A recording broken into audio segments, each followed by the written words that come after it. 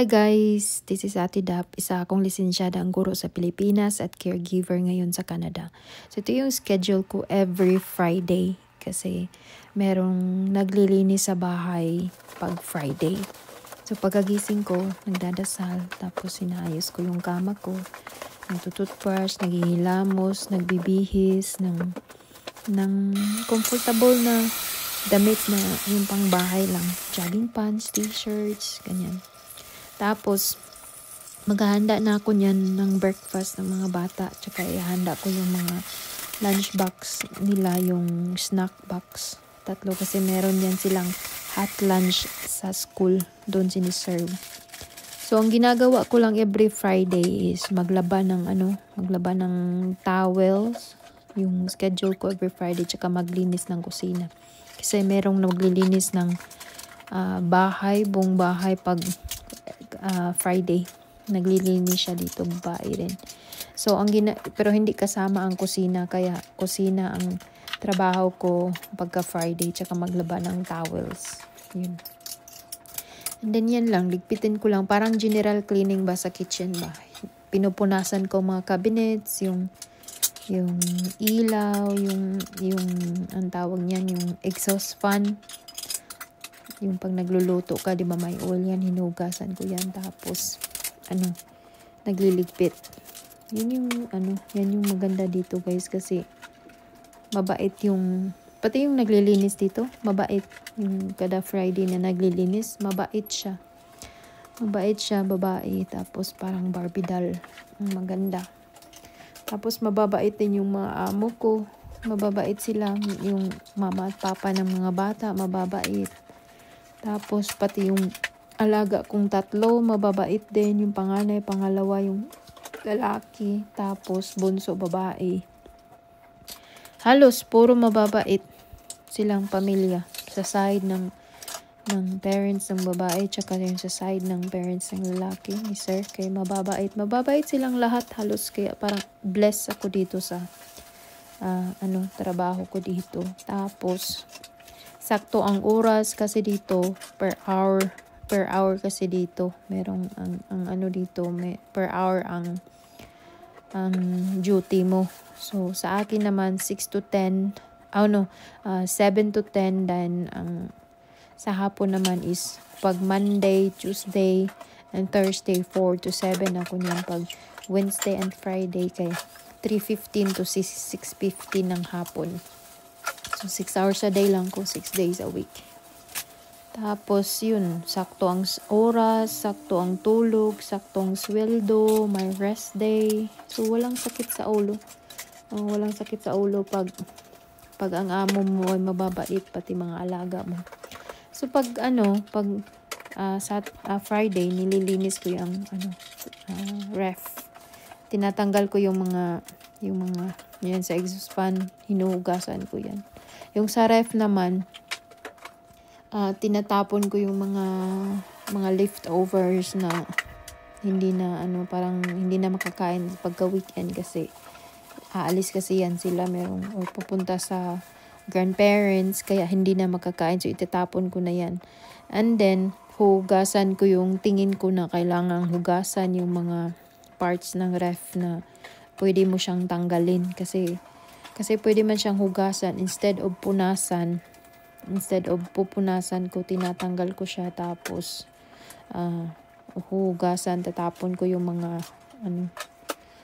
yung microwave, pupunasan ko yan kasi minsan pag nag-iinit ng pagkain, sa sobrang init tumatalsik siya, kaya kailangan siyang linisin talaga ng pero hindi naman siya masyadong talagang marumi kasi araw-araw man din ako nandito. Pag may umaapaw, may talsik, pinupunasan ko din naman siya.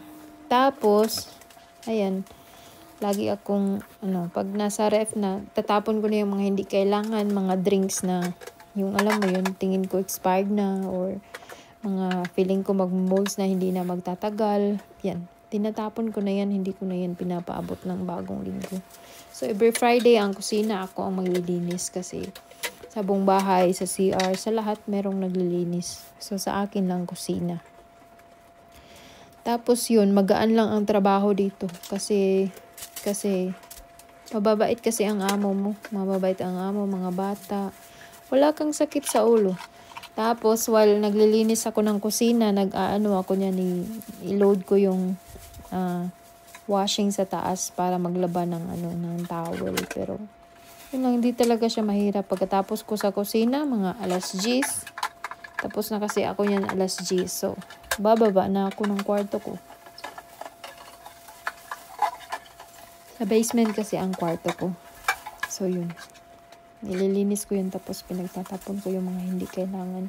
So, yung mga gustong magtrabaho dito sa gustong pumunta ng Canada, hindi naman mahirap ditong trabaho talaga kung gusto mong kung gusto mo lang. Kasi magaan naman ang trabaho kung mabait ang mga amo mo. Pero kung yun nga lang, yung kadalasan pag matimingan ka na hindi mabait yung mga amo mo, yun yung magiging mahirap kasi 'di ba araw-araw mo silang kasama tapos araw-araw mo silang kasama tapos hindi kayo komportable sa isa't isa. So itong sa akin sobrang napaka-bless ko sa mga amo ko kasi mababait sila talaga. Wala kang problema, wala kang sakit sa ulo at saka lahat alam mo yung gagawin mo na lang tapos yun na pagkatapos mo ng gawain ng trabaho, bababa ka lang sa kwarto mo. Ikaw nang bahala. Anong gagawin mo? Matutulog ka ba? Or manunood ka ba ng movie? Or anong gagawin mo? Magtatumbling? Mag-exercise ka ba? Magsasayaw ka ba? Or magzuzumba-zumba ka ba? That depends on you kung anong gagawin mo sa sarili mo. Kasi wala na. Off work ka na. Wala ka ng oras para magtrabaho. Tapos na. So, yun lang. Magaan lang ang trabaho ko actually dito. Hindi gaya dati yung sa Hong Kong ako. Sobrang grabe ang trabaho ko doon kaysa dito. So, yun lang. Magaan dito kaysa doon. And then, hindi ka ba agrabyado sa oras? Hindi ka rin agrabyado sa tulog. Sa sahod mo, binibigay ka agad. Yun, ganyan. Tapos yun, hindi ka basta siya magaan ang trabaho mo pag magaan ang mga taong nakapaligid sa bahay. Yung ang araw mo ay tuloy-tuloy lang kaya pati ako walang problema dito. Sobrang blessed ko sa amo ko. Yun yung totoong word. Blessed ako sa mga amo ko na pinagtatrabahuan ko kasi sila yung parang, alam mo yung binigay sila ni Lord sa akin talaga. Kasi, kaya yun, sinisipagan ko rin yung oras ng trabaho ko. Pag oras ng trabaho, hindi yung, hindi ko rin sila binibigyan ng, alam mo yung potso-potsong trabaho. So, binibigyan ko sila ng quality ng trabaho. Para hindi naman para walang masabi sa akin kasi itong bahay na to sobrang laki pero ang camera dito lang sa living room isa lang.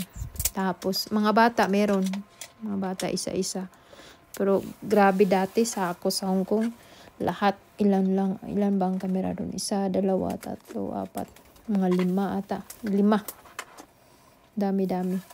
Pero dito sobrang gaan ng trabaho ang maging isang caregiver dito sa Canada kasi yun nga, pag sinuwerte ka sa amo, pag hindi ka naman sinuwerte, yun lang yung magiging kawawa ka kasi aabusuhin ka sa oras, sa pagkain, alam mo yun. Dito, free kasi ako. Free ang pagkain, free ang room and board, tsaka may rest day. Yun yung napag-usapan namin. Sobrang laki nga ng kwarto ko, diba? Sobrang blessed ako dito sa mga amo ko. And then, yun, ang schedule of the day, hindi siya mahirap, magaan lang siya. So, sa kinahaponan, after ko maglinis dito, sa kusina, bababa na ako niyan. So, sa hapon na, pagkahapon na, susunduin na namin ng mga bata. So, diretso na kami. Pagdating nung lolo dito sa bahay, pinapawarm ko na yung pinatay ko na. Pupunta na kami sa hapon. Yung start ng work ko. Wednesday, tsaka Friday kami ang susunod sa mga bata. Pick upin namin sila sa school. Tapos, yung lolo nila ang magdadrive. Aisha can sing it. Aisha, right? Lolo nila ang magdadrive. And then, yun na. Pauwi namin sa bahay. Oh, okay. Just 1 minute, Ayla.